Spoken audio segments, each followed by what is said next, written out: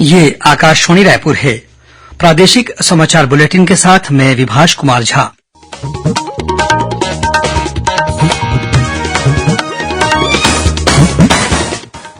और अब पेश है आज के मुख्य समाचार। राज्य विधानसभा का बजट सत्र राज्यपाल के अभिभाषण के साथ शुरू हुआ। राज्यपाल ने कहा कि राज्य की नई सरकार के कार्यकाल की इस छोटी अवधि में ही प्रदेश में न्याय, राहत और विकास का नया दौर शुरू हुआ है। प्रदेश में महतारी वंदन योजना के तहत ऑनलाइन और ऑफलाइन आवेदन का पंजीयन आज से शुरू।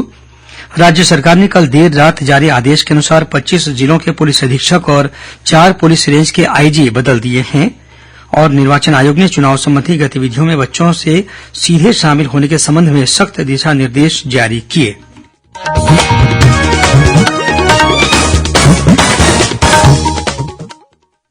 और अब पेश है आज के मुख्य समाचार। और अब समाचार विस्तार से। छत्तीसगढ़ विधानसभा का बजट सत्र आज से शुरू हो गया है। सत्र की शुरुआत आज राज्यपाल विश्वभूषण हरिचंदन के अभिभाषण से हुई। राज्यपाल ने अपने अभिभाषण में कहा कि प्रदेश की वर्तमान सरकार प्रधानमंत्री नरेंद्र मोदी के आदर्शों और सिद्धांतों के अनुसार छत्तीसगढ़ में सुशासन का नया दौर शुरू करने के लिए संकल्पबद्ध है। उन्होंने कहा कि छोटी अवधि में ही इस सरकार ने जनता से किए वादों को पूरा करने की दिशा में ठोस कदम उठाए हैं, जिसके कारण प्रदेश में न्याय, राहत और विकास का नया दौर शुरू हुआ है। समृद्ध किसान संपन्न प्रदेश की अवधारणा पर अमल करते हुए किसानों को धान खरीदी की बकाया बोनस राशि का वितरण किया गया है। वहीं पात्र महिला हितग्राहियों को हर महीने 1,000 रुपये की सहायता राशि देने के लिए महतारी वंदन योजना को भी मंजूरी दी गई है। इसके साथ ही तेंदूपत्ता संग्राहक परिवारों का मानदेय भी 1,500 रुपये बढ़ाया गया है। राज्यपाल ने कहा कि प्रदेश सरकार ने प्रधानमंत्री आवास योजना के तहत इससे वंचित लगभग 18 लाख हितग्राहियों को पक्का मकान उपलब्ध कराने की प्रक्रिया भी शुरू कर दी है। राज्यपाल ने कहा कि जनजातीय उत्थान प्रदेश का मान इस ध्येय वाक्य के साथ राज्य सरकार आदिवासियों की संस्कृति को ध्यान में रखते हुए रोजगार, स्वास्थ्य तथा आवश्यक अधोसंरचना के क्षेत्र में तेजी से काम कर रही है। उन्होंने कहा कि प्रधानमंत्री जनजातीय आदिवासी न्याय महाअभियान पीएम जनमन द्वारा बैगा कमार, पहाड़ी कोरवा, बिरहोर तथा बुझमाड़िया जैसे विशेष रूप से पिछड़े जनजातीय समूहों को पक्के मकान और शुद्ध पेयजल सहित अन्य सुविधाएं उपलब्ध कराने की दिशा में भी आवश्यक पहल की गई है। राज्यपाल ने अपने अभिभाषण में कहा कि आदिवासी बहुल क्षेत्रों में तेंदूपत्ता संग्राहक परिवारों को अब 4,000 के बदले 5,500 रुपये का प्रति मानक बोरा की दर से पारिश्रमिक दिया जाएगा। साथ ही संग्राहकों को 4,500 रुपये तक बोनस भी दिया जाएगा। राज्यपाल ने कहा कि राज्य सरकार ने छत्तीसगढ़ वासियों को अयोध्या में श्री रामलला के दर्शन कराने के लिए विशेष योजना शुरू की है। इसके तहत हर वर्ष हजारों तीर्थयात्री अयोध्या धाम सहित काशी विश्वनाथ मंदिर तथा अन्य तीर्थ स्थानों का दर्शन लाभ प्राप्त कर सकेंगे। प्रदेश में महतारी वंदन योजना के तहत ऑनलाइन और ऑफलाइन आवेदन का पंजीयन आज से शुरू हो गया है। आवेदन जमा करने की अंतिम तिथि 20 फरवरी है। 8 मार्च को पात्र महिला हितग्राहियों के खाते में राशि जमा की जाएगी। महिला सशक्तिकरण को बढ़ावा देने के उद्देश्य से प्रदेश में महतारी वंदन योजना आगामी 1 मार्च से लागू की जाएगी। इस योजना के तहत आवेदन पत्र में मांगी गई जानकारी के संबंध में हितग्राहियों को जागरूक करने के लिए विभिन्न जिलों में कार्यशाला का आयोजन भी किया जा रहा है, ताकि महिलाओं को फॉर्म भरने में किसी भी प्रकार की समस्या न होने पाए। इस योजना के हितग्राही महतारी वंदन के नाम से बनाए गए पोर्टल और मोबाइल ऐप के जरिए भी आवेदन जमा कर सकते हैं। महिला और बाल विकास विभाग ने स्पष्ट किया है कि यदि किसी महिला के पास उसके विवाहित होने से संबंधित दस्तावेज उपलब्ध नहीं है तो वह इसके लिए स्वघोषणा शपथ पत्र प्रस्तुत कर सकती है। इसी तरह यदि किसी हितग्राही के पास मोबाइल नंबर नहीं है तो इसके बदले हितग्राही के राशन कार्ड की छाया प्रति आवेदन पत्र के साथ जमा की जा सकती है। राज्य सरकार ने कल देर रात आईपीएस अधिकारियों के प्रभार में बड़ा फेरबदल करते हुए उनकी नई पदस्थापना के आदेश जारी कर दिए हैं। गृह विभाग से जारी आदेश के अनुसार 25 जिलों के पुलिस अधीक्षक और 4 पुलिस रेंज के आईजी बदल दिए गए हैं। गृह विभाग के आदेश के अनुसार संतोष कुमार सिंह को रायपुर, आईके एलेसेला को कांकेर, आशुतोष सिंह को महासमुंद, विवेक शुक्ला को जांजगीर चांपा और शशि मोहन सिंह को जशपुर का नया पुलिस अधीक्षक बनाया गया है। वहीं रामकृष्ण साहू को बेमेतरा, जितेंद्र शुक्ला को दुर्ग, दिव्यांग पटेल को रायगढ़, शलभ सिन्हा को बस्तर और चंद्रमोहन सिंह को मनेन्द्रगढ़ चिरमिरी भरतपुर जिले का एसपी बनाया गया है। इसी तरह सदानंद कुमार को बलौदाबाजार, जितेंद्र यादव को बीजापुर, अंकिता शर्मा को सक्ती, आंजनेय वार्ष्णेय को धमतरी और त्रिलोक बंसल को खैरागढ़ छुईखदन गंडई जिले का पुलिस अधीक्षक नियुक्त किया गया है। वहीं पुष्कर शर्मा को सारंगढ़ बिलाईगढ़, प्रभात कुमार को नारायणपुर, रजनीश सिंह को बिलासपुर और सरजूराम भगत को बालोद का एसपी बनाया गया है। गिरिजा शंकर जायसवाल को मुंगेली, एम आर अहिरे को सूरजपुर, विजय अग्रवाल को सरगुजा, भावना गुप्ता को गोरेला पेंडा मरवाही और सुरेश सिंह को कोरिया का पुलिस अधीक्षक बनाया गया है। आदेश के अनुसार अमरेश मिश्रा को रायपुर, रामगोपाल गर्ग को दुर्ग, डॉक्टर संजीव शुक्ला को बिलासपुर और दीपक झा को राजनांदगांव रेंज का नया पुलिस महानिरीक्षक बनाया गया है। निर्वाचन आयोग ने चुनाव संबंधी गतिविधियों में बच्चों के सीधे शामिल होने के संबंध में सख्त दिशा निर्देश जारी किए हैं। निर्वाचन आयोग ने राजनीतिक दलों को सलाह दी है कि वे पोस्टर, प्रचार सामग्री, रैलियों और चुनावी बैठकों सहित किसी भी प्रकार के चुनाव अभियान में बच्चों को शामिल न करें। चुनाव आयोग द्वारा इन प्रावधानों की किसी भी उल्लंघन पर गंभीर अनुशासनात्मक कार्रवाई किए जाने की बात कही गई है। भारतीय प्रशासनिक सेवा के वरिष्ठ अधिकारी संजय जाजू ने आज नई दिल्ली में सूचना और प्रसारण मंत्रालय के सचिव का पदभार संभाला।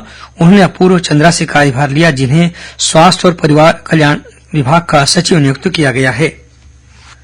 थल सेना में विभिन्न पदों पर अग्निवीर सैनिकों की भर्ती के लिए ऑनलाइन आवेदन 8 फरवरी से किया जा सकता है। रायपुर स्थित सेना भर्ती कार्यालय के प्रभारी अधिकारी ने बताया कि ऑनलाइन आवेदन जमा करने से संबंधित पोर्टल 21 मार्च तक खुला रहेगा। अभ्यर्थियों की सुविधा और जानकारी के लिए रायपुर के शहीद स्मारक भवन में बीते 18 जनवरी को एक कार्यशाला का आयोजन भी किया गया था। इसमें रायपुर के अलावा बलौदाबाजार, गरियाबंद, महासमुंद और धमतरी के रोजगार अधिकारी, जिला शिक्षा अधिकारी और औद्योगिक प्रशिक्षण संस्थाओं के प्राचार्य तथा विभिन्न स्कूलों के प्राचार्य सहित करीब 400 अभ्यर्थी शामिल हुए। सेना भर्ती कार्यालय के अधिकारी ने बताया कि ऑनलाइन परीक्षा अप्रैल और मई में होने की संभावना है। गौरतलब है कि भारतीय वायुसेना में अग्निवीर सैनिकों की भर्ती के लिए ऑनलाइन आवेदन की प्रक्रिया कल संपन्न हो रही है। इसके लिए ऑनलाइन परीक्षा 17 मार्च को आयोजित की जाएगी। प्रदेश में समर्थन मूल्य पर धान खरीदी की प्रक्रिया कल देर शाम तक संपन्न हो गई।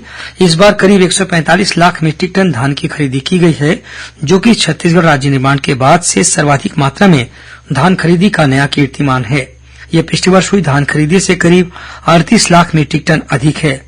इस वर्ष धान बेचने के लिए राज्य के करीब 27 लाख किसानों ने अपना पंजीयन कराया था। इनमें से 24,72,000 से अधिक किसानों ने राज्य सरकार की विभिन्न सहकारी समितियों में अपने धान की बिक्री की है। इन किसानों को अब तक करीब 30,069 करोड़ रुपए का भुगतान किया जा चुका है।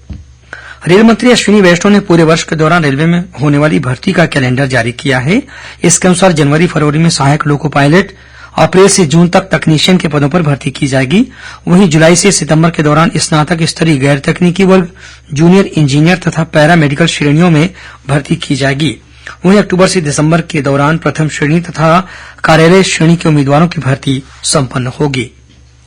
आकाशवाणी का समाचार सेवा प्रभाग रायपुर सहित अपनी विभिन्न क्षेत्रीय समाचार इकाइयों में पूर्णकालिक अनुबंध के आधार पर संपादकीय कार्यकारी और समाचार वाचक से अनुवादक के रूप में नियुक्त होने के लिए अनुभवी उम्मीदवारों से आवेदन आमंत्रित करता है। विवरण news.air.gov.in वैकेंसीज पर उपलब्ध है।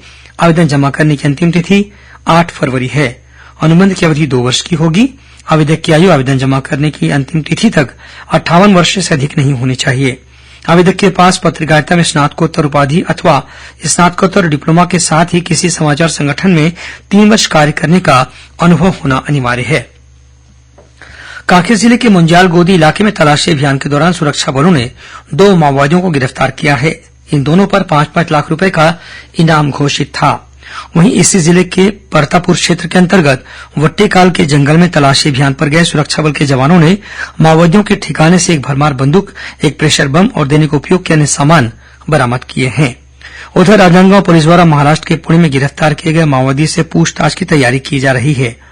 बताया गया कि गिरफ्तार माओवादी महाराष्ट्र के गढ़चिरौली और राजनांदगांव से लगे सीमावर्ती इलाके में हुई घटनाओं में शामिल रहा है। इस आधार पर राजनांदगांव पुलिस की टीम जल्द ही पुणे जाकर गिरफ्तार माओवादी से पूछताछ करने वाली है। भारतीय लेखा और लेखा परीक्षण विभाग के तत्वावधान में पश्चिम क्षेत्रीय हॉकी प्रतियोगिता आज से रायपुर के सरदार वल्लभभाई पटेल अंतर्राष्ट्रीय हॉकी स्टेडियम में शुरू हुई। इसका शुभारंभ प्रधान महालेखाकार पीसी मांझी ने किया।